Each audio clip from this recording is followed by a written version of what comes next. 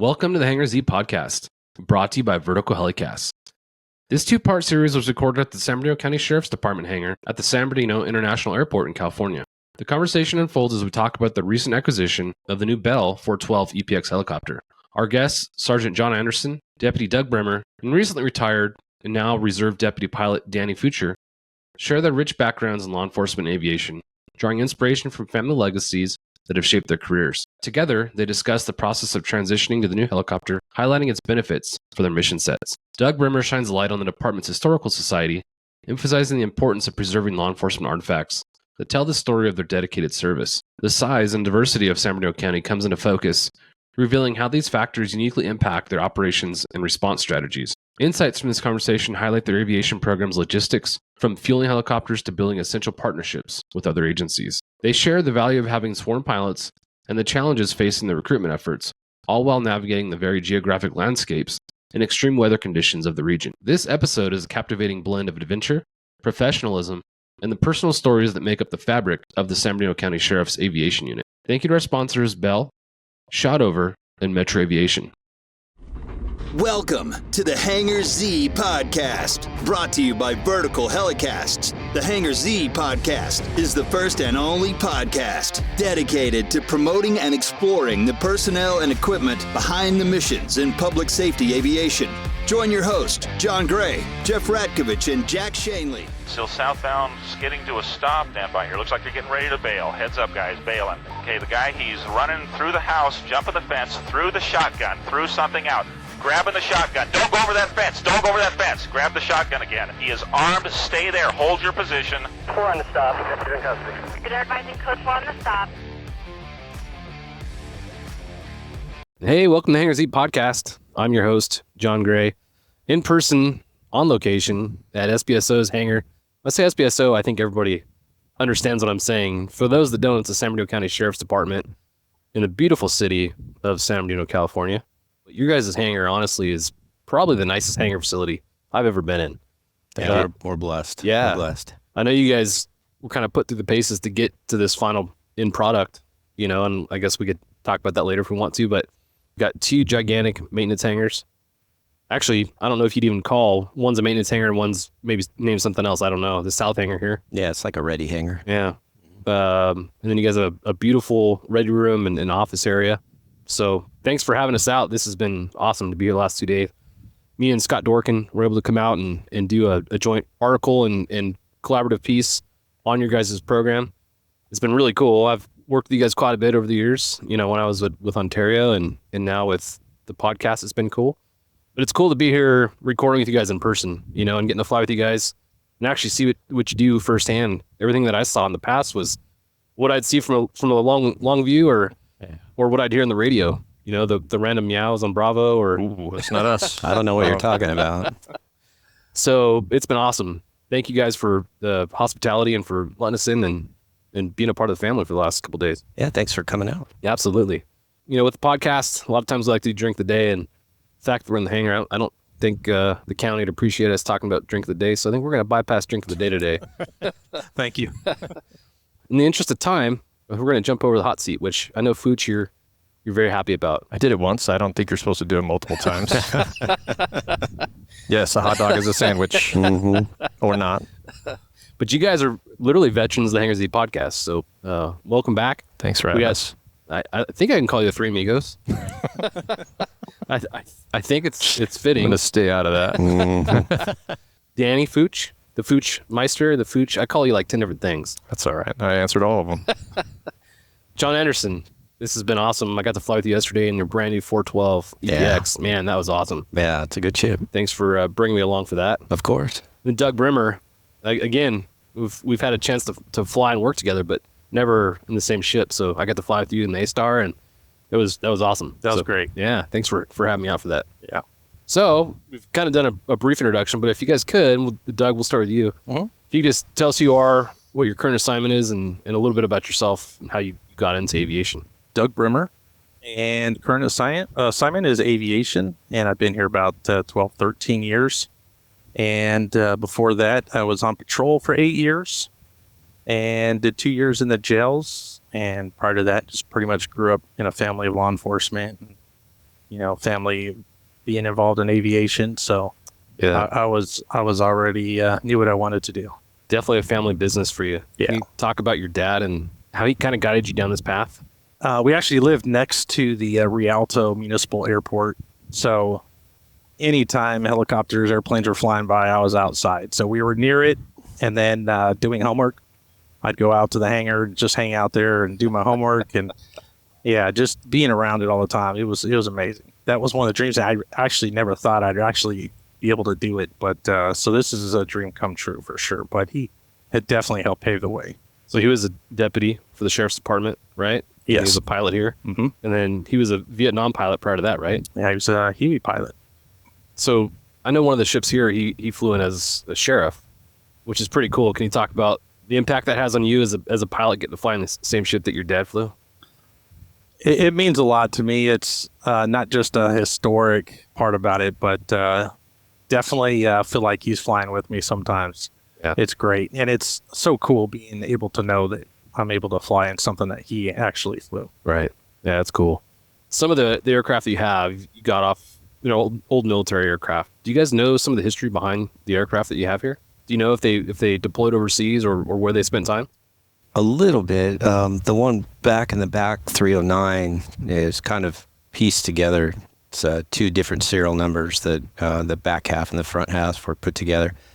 But we believe that one was in Vietnam at some point. We've had some historians reach out to inquire about serial numbers, but we don't have a really detailed history of it. Okay.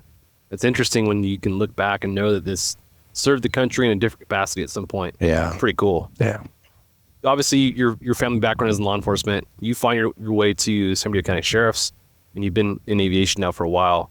I'd like to get to kind of how you got into law enforcement to begin with. And I think you kind of already touched on it with your dad and kind of the influence he had. But was there something that pushed you down that path that maybe sticks out versus anything else?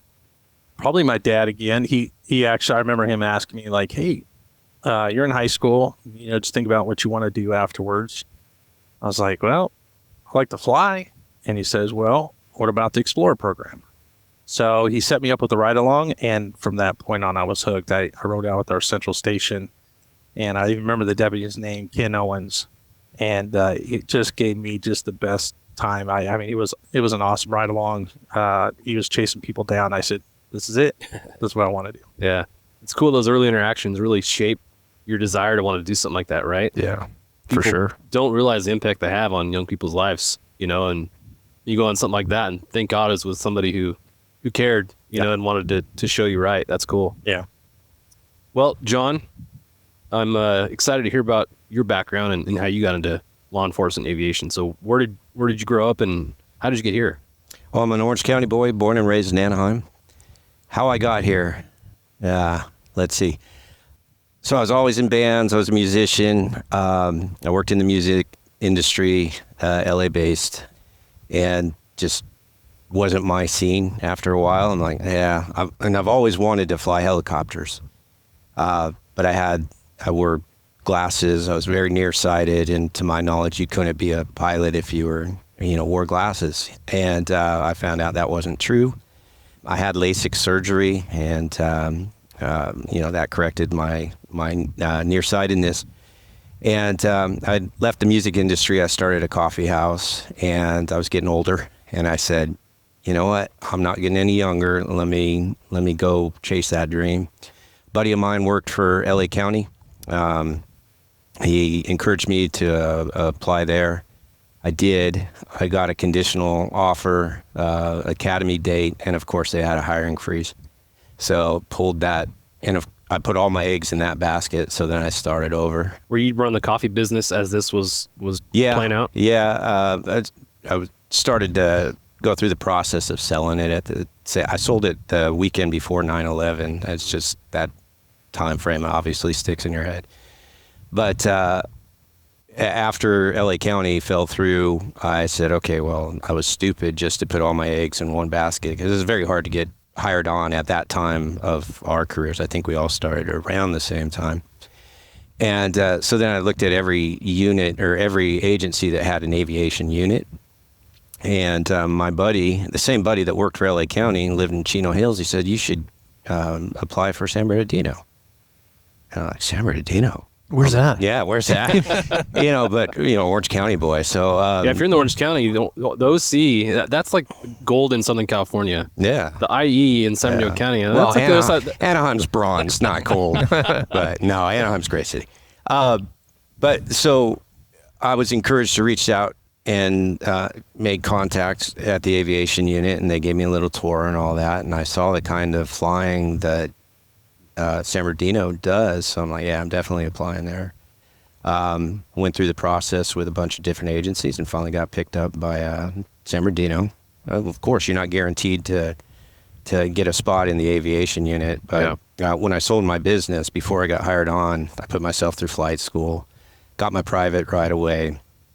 I didn't have my commercial yet, but then as I would hired on with San Bernardino, went out to patrol. I worked Rancho. I'd save a little money, then go get some flight time, working toward that commercial. Yeah. And then eventually I got into the unit about 2010 and been loving it ever since. Yeah, Shangri-La for sure.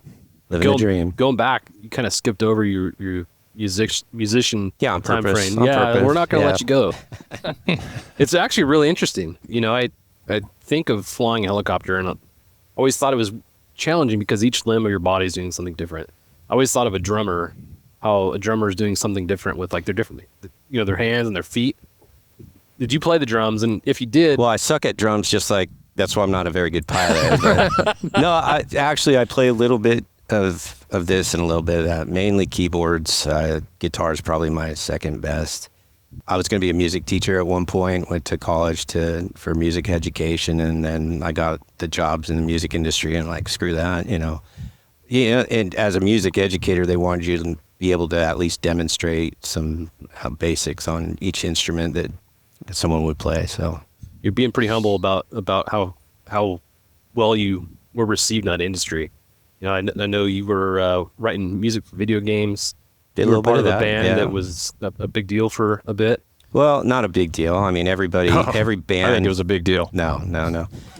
Everybody, in that, is trying to get signed and all that. Had opportunities that kind of fizzled.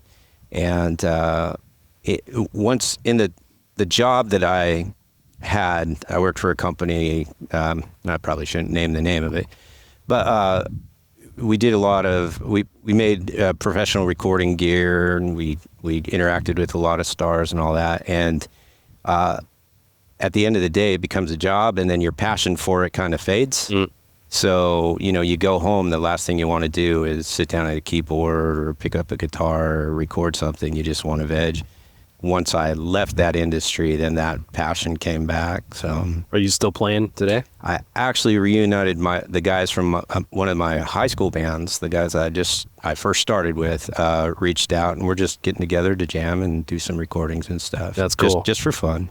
So the band that you've reunited with, is this the band that was a part of Battle of the Bands that beat out a particular band? And can you talk about that? Yes. Every year our high school, there was probably about 5 different bands, and we'd have a battle of the band, and yes, we beat out several different bands. Which one in particular did you beat out? Because this is, again, you'll be very humble, but it's a big deal. I have no doubt it's a big deal. Could be anybody. Could be anybody. He doesn't like talking about it. Yeah. I could tell. He's squirming in his seat a little bit. Yeah. Anyway, it's No Doubt. So the bass player of No Doubt we went to high school with, pretty good friends, Tony Canal, at the time. Haven't talked to him for years, but he's a great guy. And when I knew him, and That's cool. So- Very impressive. Yeah, neat that you've, from Orange County to music to coffee. What was the name of your coffee shop?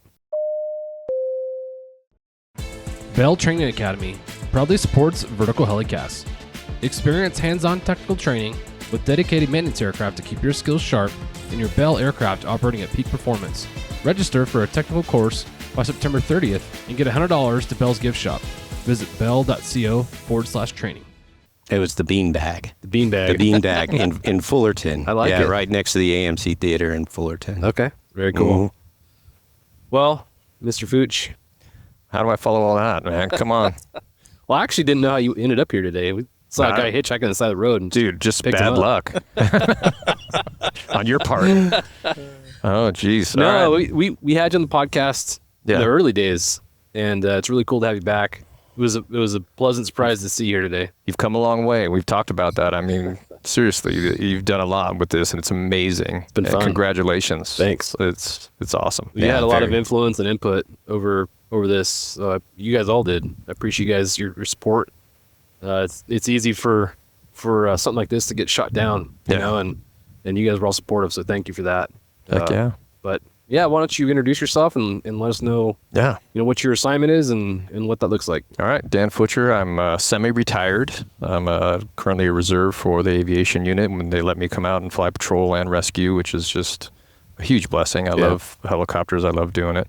Worked for the department for just over 31 years. Got my start in law enforcement. Well, first I'll back up because Doug is not the only person that his dad impacted, because the first fly along I ever went on was when I was 12. It was for my 12th birthday because my dad worked on the department as well. Got me on a little fly along, and Vic Brimmer was the pilot, and an MD 500, and I still to this day remember that flight vividly. All the cool stuff he did with that machine, and it made me fall in love with it. Yeah. But he couldn't help me from being lazy, so I didn't do anything about it. I didn't, I thought about going in the military, but I didn't want to do all that time. And so, long story short, I wound up with my first law enforcement job was Rialto PD back in the late 80s. I'm going to go ahead and date myself at this point. Got picked up as a dispatcher. Hardest job I ever had. Yeah. I learned a ton just working the radio, and then I also got to ride along a lot when I wasn't being forced to do overtime. I rode along, and so I rode along with a lot of good street cops, and just fell in love with not just the aviation aspect of it, but law enforcement in general. So went on to become a deputy, worked the jail like everybody does. Did that for, at that time, it was a long time. I'm with corrections plus transportation, driving buses. It was like 7 years. Then I went to Rancho Station, did that for just under 7 years. I loved Ranchos, the mean streets of Rancho Cucamonga. You know what I mean? It's pretty tough. It is But tough. it was a good place to work, and work with good people, and then got promoted. I still remember hanging up the phone. I don't know if I said this last time I was on, but got called by the sheriff. Hey, we're going to promote you to corporal. And I remember hanging up the phone. I was working at Victoria Garden station, and I was thinking, there goes aviation. I'll never go there, because I've been putting in for it. But again, not doing anything about it like I should have been. So became a corporal, went to backgrounds, did that for a year. It was cool. I got to help a lot of good people get jobs. It was fun to do that. And then, help them navigate that stuff, and still work around a lot of them today. Some of them are lieutenants and sergeants, and so that's cool. From there, did NARCS for a little bit. Then they got split off to SED and NARCS, so Specialized Enforcement Division, and I went to the SED side. So I got to do that for about 5 years, worked on our SWAT team, loved it, had a great time. But as my kids were getting older and starting to realize how often I was gone just because of the workload, I just kind of decided I need to do something different. I knew they had a corporal spot in aviation, so I dropped in kind of unannounced one day, dropped in with the lieutenant, Dale Gregory at the time, and said, hey, I know you probably don't need a guy, but I'm looking. And he's like, hey, we need a sergeant. They wanted to promote one of the current sergeants to lieutenant, and the current corporal did not want to promote. He wanted to retire. Brian Miller, if you haven't had that guy on, just an amazing, amazing man. He just retired from us 2 weeks ago. Last week from a reserve position. Wow. He'd been a reserve for years and years, and just a great guy. But that aside, he didn't want to promote. He wanted to retire, so they needed to bring a sergeant in. And so I was in Group 1, got promoted, went to the jail. They said, hey, start looking at your license. You don't have to commit, just go look. So my mom had passed away, left me a little bit of insurance money, talked it over with my wife, went and got my license at California Aviation Services, my rotorcraft private, and they brought me over. Wow. And from there, they trained me up as a TFO, then a crew chief, and then one of the pilots got hurt, and they said, all right, we're going to get you your commercial rating, push through that, and just nonstop learning ever since. Wow. Pretty cool. So, yeah. Lot to unpack there. Yeah, sorry. That's because I'm older. No, I mean, one of the things you brought up, which I think is interesting, and it highlights the cool stuff your agency does, is all the different assignments you were part of. Yeah. I always talk about these larger agencies, and what's cool about it is you get tired of one assignment, you can go to the next, and you can go to these different assignments every other year of your career. Yeah. And never go back and have pretty awesome career. But the aviation bug bit you, and you wound up here, which is awesome. I'm blessed. Yeah. You talked about retirement. You know, I also recently retired, and I know a lot of folks talk about some of the challenges that follow retirement. Yeah. Some of that being, you know, kind of, let's say, losing touch with the people that you're around every day. But that's what people miss is the camaraderie. The camaraderie and the shenanigans that take place at work. Did you experience that, or? To a degree. Again, I was fortunate to be semi-retired and continue as a reserve, and so I get to come in and be made fun of and make fun of people more regularly than you would if you just cut cold turkey. And so I could see, just in my own experience, I could see how I just being done with it, how awkward that would be. Yep. And so I didn't used to understand that, but I certainly see it. Yeah. And so it's kind of one of those things. It's not necessarily a lifestyle being in law enforcement, but it's certainly that cohesion, and then suddenly being pulled from that intentionally, right? And it's time to retire or whatever the case is. But I'm thankful that I just have this outlet still. Yeah. It's a little impactful for the rest of us that he's still around, because if he wasn't, I mean, usually we blame him for everything, but he's still around, you know. Oh, that was the lieutenant's fault that happened, you know. But now he comes, we're like, oh. You don't want to make him mad because he won't come back. Yeah, exactly. Oh, maybe that'll work fine for him. Yeah. I mean, on the retirement thing, I had a different scenario. You know, my retirement wasn't on my timing. It was forced on me, and that was rough. You know, do not recommend going out without your own timing, right. You know. But again, kind of like you, being in a position where I'm still connected to the industry, it's huge. So I think if I can recommend something to somebody that's retiring, is find an outlet that still connects you to the industry. Yeah. You know, I think I used to make fun of the folks that would go to the old timers breakfast every month. Yeah. But I see the value in that now. Yeah, for sure. You know, and just staying connected and being a part of that camaraderie is huge. So congratulations on retirement, and it's cool to see you back here still serving the good people of San Bernardino County. Yeah, I'm thankful to do it. I can't believe I get to, so I still bump the person next to me and go, dude, they let us do this. It was great. We were just saying that today on our flight, you know, which, by the way, for people that can't see, we're sitting in front of you guys' brand new 412 EPX. And we got to go out and kind of put it through its paces last couple of days. And today got to see you guys drop some water out of that thing. And that was freaking impressive. That's a great machine. Yeah. But I'm hearing you guys talk like we're getting paid to do this. You know, and I remember saying that all the time. It's insane. It's best gig in the county. Absolutely. Yeah. Can you talk a little bit? Let me back up. I know you had somewhat of a hand in the 412 and getting it approved and bringing it home. Can you talk about that process and what it was like? And then we'll kind of get into what your guys' early impressions are of the 412. Yeah, it was a long process, right? I can remember being here and looking at Dermo, which I'm not knocking Dermo, but you know, flying single engine, single hydraulic machines in the profiles that we do, and some of the issues that happened over time with hydraulic failures and the like that were thankfully saved by good pilots, right?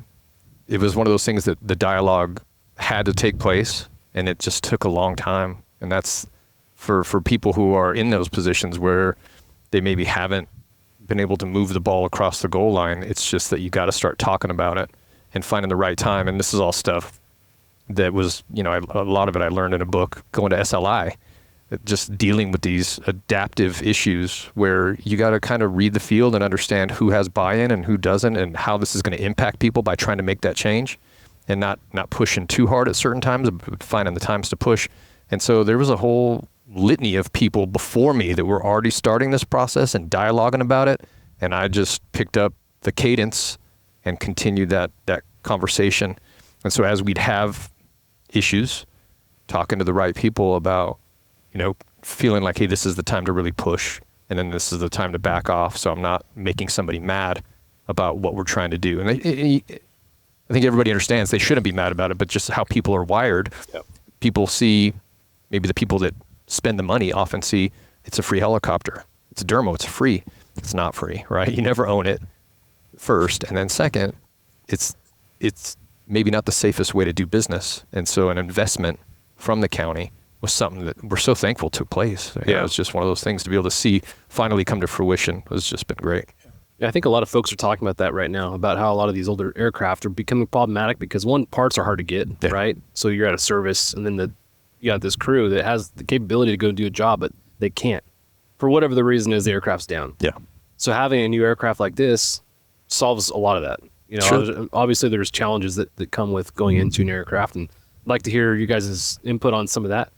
But largely, I think it's such a huge benefit for the citizens of San Bernardino County and just Southern California in general. So really cool to see it here. I remember talking to you about it, and you're like, I don't know if I'm going to be here when it gets delivered, you know? So the fact that you're still here as a reserve, able to fly it and be around it. I'm assuming are you checked out on the 412? Thank you to our sponsor, Shotover. Shotover Systems is the leading developer and manufacturer of high-performance gyro-stabilized cameras with advanced real-time AR mapping and mission management, all backed by unparalleled custom training and support. Now offering the M2 multi-sensor system, sole 6-axis EO/IR platform with 4K Ultra HD color and infrared technology. Ideal for law enforcement and defense. Offered with real-time AR overlays to quickly identify streets, weather, and traffic. Automated license plate recognition, 24 megapixel digital photographs, and automated steering and tracking. Not within the unit itself, through Bell I am. So I Okay. did the Bell training, the ground school, and the flight stuff here at our hangar, and then doing some stuff with Anderson to go through and do hoist work. So Has that been tough? With him? Watching him? Yeah. No, that's actually why he's here today. Is we had scheduled this is we were going to Unbeknownst to check me, him off today. here, put on so- this headset and sit Yeah. down. What? I thought we were flying with helmets. And I didn't tell him this before he arrived. Who has the most time in the 412 at the unit now? I do. You do? Yeah. What's your experience been like transitioning into this aircraft, and what's it brought for you guys as far as capabilities? The pilot stays very cool. The AC works great, first of all. Wait, is that standard equipment? No, it's not standard equipment. We found that out just in time. Check your lists. Yeah, check your lists. Check what you order. I forgot what you asked. The transition. Transition. Yeah, what's it been like going to the 412, and So- what capabilities has that brought to you guys? So added performance, you can feel the power of this ship. It's definitely there. Getting comfortable with it is where I'm at right now. I'm getting to the point where I'm like, okay, I know how to coax it to do what I want. If you fly it like a patrol ship, like a sports car, it's not gonna like you as much as just okay, come into it nice, slow, nice and easy. It likes being into the wind. Set yourself up for success. The transition, I was surprised a little bit because we fly the 212, and I had no experience in a 412. I'm thinking, it's just going to be 212, same systems, and it's going to be easy transition. Everything's so similar. Well, when I got to the course, it's like, okay, about 30% is similar and 70% is totally different. So that 2-week course really, once I got that in my brain, then I'm like, okay, I understand it now. And then coming back home, we've had it back home. I've probably got close to, 40, 50 hours in it right now. And, going through all the systems checks is, it's clicking, it's going a lot faster. It's starting to feel very comfortable. What's your favorite feature that this aircraft I've has? already talked about it. Favorite feature. Well, as far as pilot workload, we configure the ship. So, depending on our mission, we either have a crew chief up front working a computer or the camera. Well, we didn't have cameras on our other rescue ships. Or he's in the back doing the hoist. For just ease of, changing radios. This ship behind you is kind of a pain. The crew chief has no ability to change radios. Everything, any law enforcement radio, any fire frequency, I'm doing it. When you're on a task-saturated mission, then you have to throw in the radios. It just makes it kind of more complex and difficult. Well, we have the ability that the crew chief can operate the camera, the light, the radios in any position that he's at, whether he's in the gunwale to do a hoist or whether he's up front. So it kind of takes the workload off of you, and I love that. Yeah. Yeah. That's awesome. The AC, like you said. And the AC. Yeah. Doug, I know you've spent some time in the 412. What's your early take on flying this thing? I was thinking about that. I've got about probably 20 to 30 hours in it. I'm still getting to learn it. I love everything about it. But when you ask, the first thing that comes to mind is the AC and the cup holders. Cup holders. I love the new instruments we have on it, how smooth it is. I mean, there's so many features to this helicopter that I like, and I'm just still learning, trying to become one with it, just getting to feel it out. I'll tell you what, getting in the aircraft yesterday, you guys are running, and look at the instrument panel, I'm like, holy cow, this is crazy. It's very impressive. That digital display is awesome. If I could add one thing that I just thought about is, so all of our other helicopters, including our 212, has no SAS, has no autopilot, no stability assist, nothing. I guess there's not many 212s that don't have SAS. So we're used to just hand flying everything, and you get a little buffet of wind, and we're correcting that. And coming into the 412 where it has SAS and it's helping you with that, it took a minute for us to get or at least for me to get adjusted to that, because I'm fighting. I'm like, what's it doing? But as soon as you realize, no, it's helping you, and you let it, pilot fatigue is like cut in half. If you're doing a hoist mission that's an extended hoist mission, you could probably extend that to twice the fatigue level that you were experiencing before. Yeah, wow, so, that's cool. Mm-hmm. Let's talk about your maintenance staff. What are you guys hearing from them as far as going from the old aircraft to the new? Has it been challenging for them, or has it been fairly straightforward? I think they're happy to stick with a unified product line and a product line that they know. They're glad that we didn't go with a different line that we've never flown before, first of all. So it is challenging as far as their systems that is unfamiliar to them, because, we've got all the bells and whistles on this thing. 2 of them have been through the maintenance course for it, and everybody's going to. It's just when we're going to get them scheduled. Yeah. So the guys who haven't been through the course yet, they're a little wide-eyed when they approach it, but then once they come back from the course, then they're... How long is that course, do you recall? Oh, geez, it's like 3 weeks. 3 weeks? Yeah. And the transition for you was how long? 2 weeks. 2 weeks. Yeah. And I'm assuming most of that was classroom systems type stuff? Well, we kind of, a couple of us, Ryan Pepler and myself, we wanted to be mission capable as soon as the ship hit the ground in our facility. So he and I went to Bell Training Academy. They were kind enough to bring their 412 EPX out. So he and I got to go through classroom, flight training device, and the actual flight profile at the Bell Training Academy. The other guys, 4 other guys, including Doug and Dan, they went to the classroom portion in the flight training device, came back here. Once everybody was through that course, then Bell brought a pilot out here, and then everybody went and got the flight portion in our ship. That's cool. Yeah. I've heard nothing but good things about the Bell Flight Training Academy. Yeah. What was your experience like there? Oh, it's the second time I've been. I got my goggle IP there. It's top notch. They really put on some good training sessions. That's cool. Yeah. I'm hopeful to get back there at some point. Just look at what they're doing, because I hear a lot of feedback on the systems courses that they offer. Yeah. From the different levels of views that you get as a student. As you go into the engine components, you can see how that. What do you recall some of that?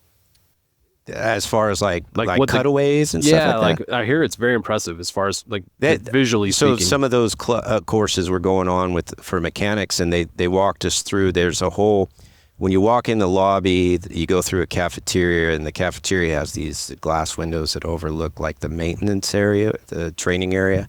So they had like they had everything there, cutaways of this, cutaways of that, full ships.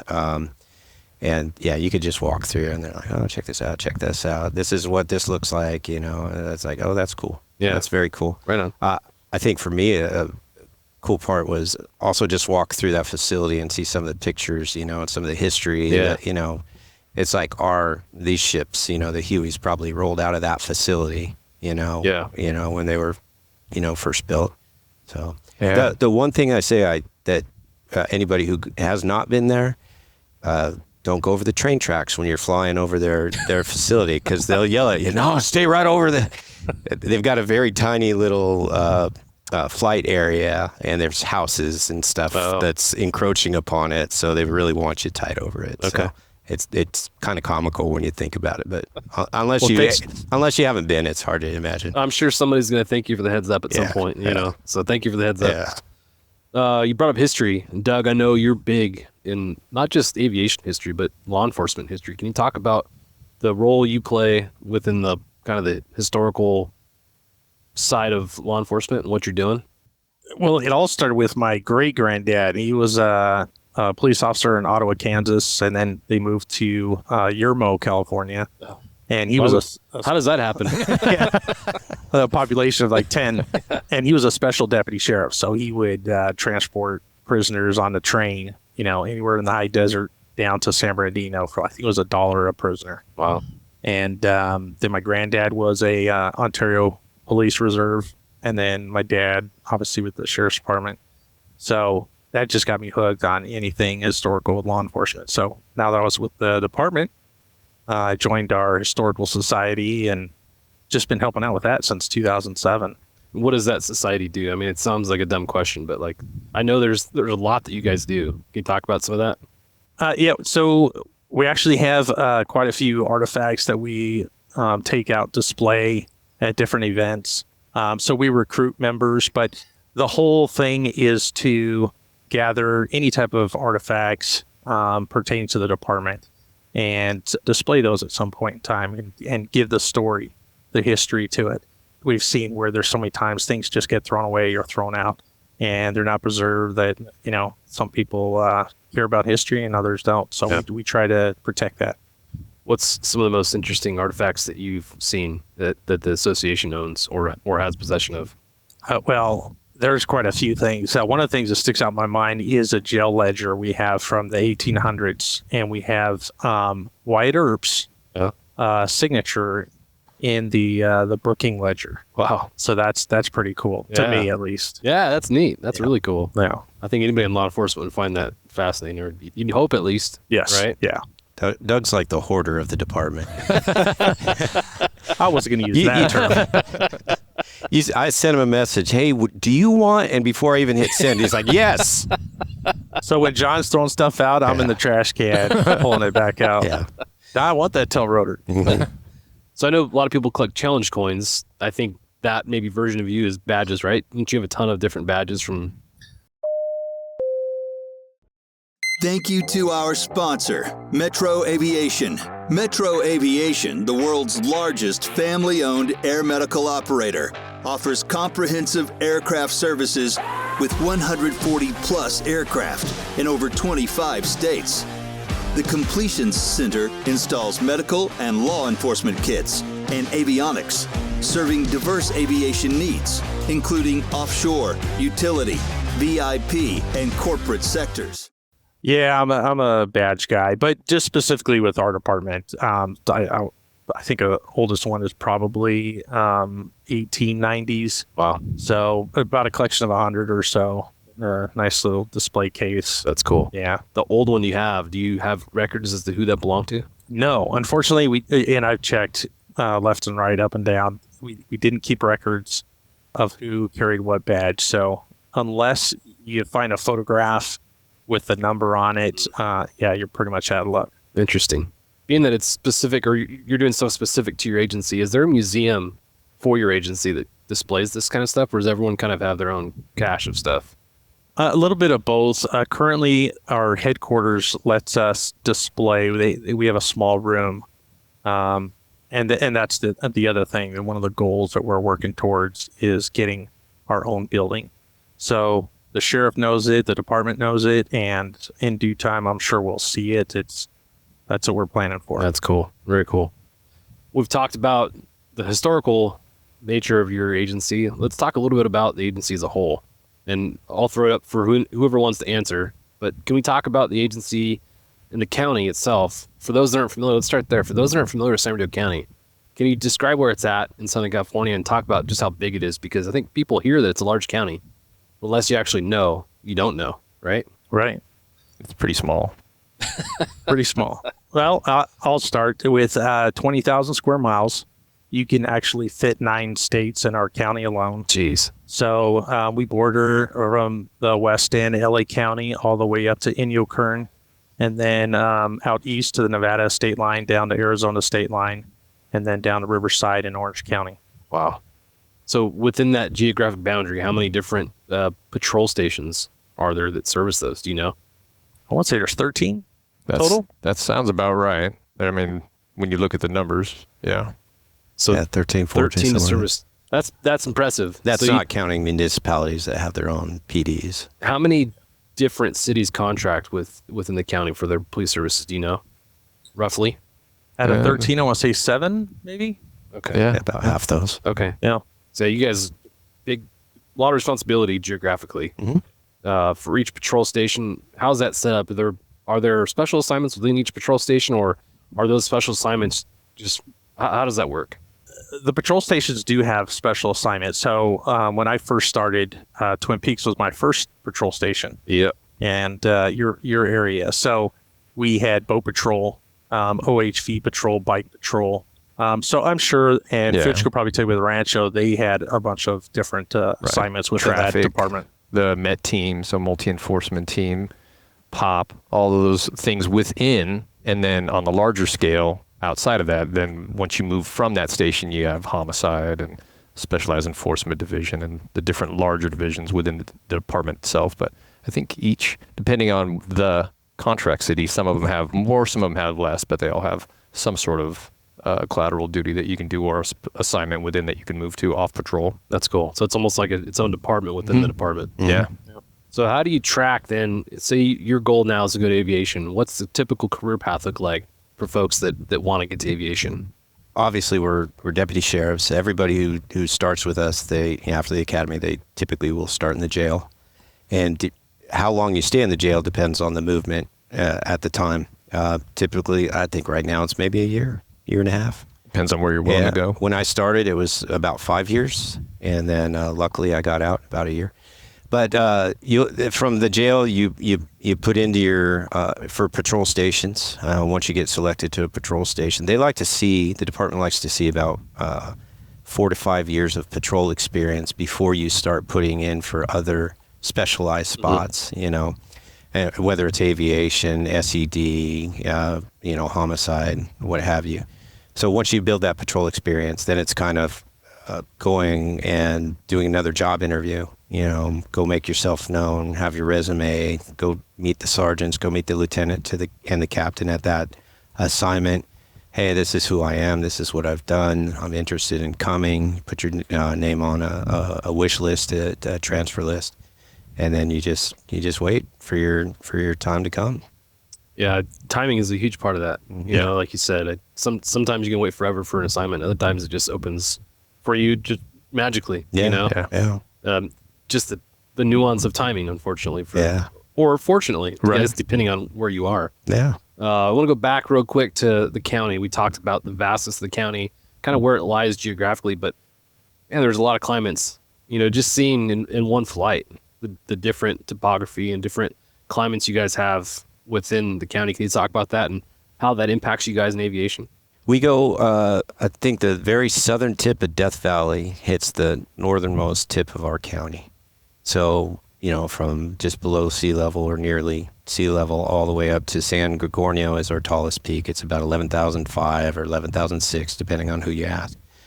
And you never know where you're going to be, where that call is going to come out. So for our patrol ships, we have to keep in mind, okay, we need to have enough fuel to get there and do some work, but we can't have too much just in case we have to go up in altitude. It's a hot day, etc. So we, summer day like today, where we're having a heat wave, we might keep half a bag to 3/4 of a bag of fuel, and that should be able to get us to where we need to go. Same thing for the Hueys, not as much. They're a little more powerful and can operate in those warmer temperatures a little better, but you still have to be mindful. With the new ship, another benefit is the endurance that this thing has. Our county is so large that if we were to take off in our Huey, which typically runs about 2 hours worth of flight time with a full bag of fuel. By the time we got to the other corner of our county, we'd have to go break and get fuel before we can actually work. With this thing, it holds 3.5 hours of fuel. We top this off. By the time we get there, now we're at our fighting weight that we can actually do some work and like effect a rescue and or whatever we're doing. So that's added a lot to that mission. That's huge. Mm-hmm. I think about the vastness of your county. Fuel comes to mind. There's airports everywhere, but are there places you have fueling stations set up just specific for you guys? Well, not specific to us. We have a cooperative agreement with California Highway Patrol. Their Morongo station is right next to our sheriff's station, and they've got a helipad there, and it's got a fuel pit. They allow us to draft off their fuel pit, as well as they have a fuel pit up at Baker Airport, and we have access to it. It's keyed and comboed and all that. So we share fuel with them because they're gracious enough to let us. And then we'll pay them back by filling up their fuel tanks. We talked Seth up at Apple Valley. He's the one in charge of that right now. So he and I work together. Hey, it's your turn. Go fill it up. So we'll send our fuel truck out there and fill it up for them. So, wow. Yeah. Those are logistics that I never had to consider. Yeah. Flying in Ontario, you're literally surrounded by airports. Yeah. It's a 5-minute jaunt to get fuel if you need it for us. Yeah, that's big in our pilot training. Before we cut somebody loose, even though they're a new pilot is restricted to really just working down here in the valley, and then you need special permission to go elsewhere. We take them on those trips, on those cross countries, and really talk about fuel planning, because day one they could be on the call of the century that takes them out there. So you brought up something about partnerships with CHP. The three of you guys individually and collectively as a group have done a really good job of building partnerships and friendships with the agencies within the county. That's so important. It's been awesome to see these relationships build under your guys' direction and through the efforts that you guys have put forward. It doesn't happen by accident. I remember going to aviation, and you'd reach out and be like, hey, we've got a pursuit that's coming westbound. Are you able to hop up and grab it? Yeah. And we would do that, and we could come in here for fuel. Like those relationships are so important.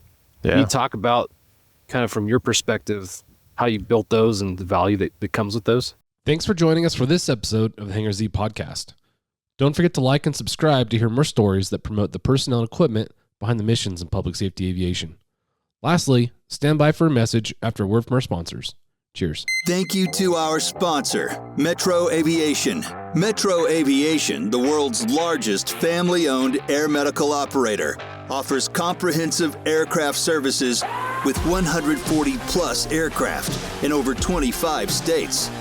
The Completions Center installs medical and law enforcement kits and avionics, serving diverse aviation needs, including offshore, utility, VIP, and corporate sectors. Thank you to our sponsor, Shotover. Shotover Systems is the leading developer and manufacturer of high-performance gyro-stabilized cameras with advanced real-time AR mapping and mission management, all backed by unparalleled custom training and support. Now offering the M2 multi-sensor system, Sol 6-axis EO/IR platform with 4K Ultra HD color and infrared technology. Ideal for law enforcement and defense. Offered with real-time AR overlays to quickly identify streets, weather, and traffic. Automated license plate recognition, 24 megapixel digital photographs, and automated steering and tracking. Bell Training Academy proudly supports Vertical HeliCASTS. Experience hands-on technical training with dedicated maintenance aircraft to keep your skills sharp and your Bell aircraft operating at peak performance. Register for a technical course by September 30th and get $100 to Bell's gift shop. Visit bell.co/training. As we conclude this engaging episode, it's clear that selecting the right aircraft for mission sets is crucial for the success and safety of any aviation operation. Insights from this conversation underscore how the new Bell 412 EPX helicopter enhances SBSO's capabilities, allowing for more efficient responses and effective service to the diverse communities of San Bernardino County. Choosing the right equipment is only part of the equation. Ongoing training is equally essential to ensure that pilots and crews maximize the potential of their aircraft. The San Bernardino County Sheriff's Department has consistently demonstrated a steadfast commitment to the importance of training by bringing in outside training companies and by focusing on their own internal training. They recognize that ongoing education and skill refinement are critical in enhancing their operational effectiveness. By prioritizing rigorous training programs, they ensure that their personnel are well prepared to adapt to evolving challenges and utilizing new equipment to its fullest potential. This dedication not only increases the safety and efficiency of their teams, but also reinforces their obligation to serve the diverse communities of San Bernardino County with the highest standards of professionalism and excellence. Time to close up the hangar. Thanks for joining us on the Hangar Z podcast, brought to you by Vertical HeliCASTS.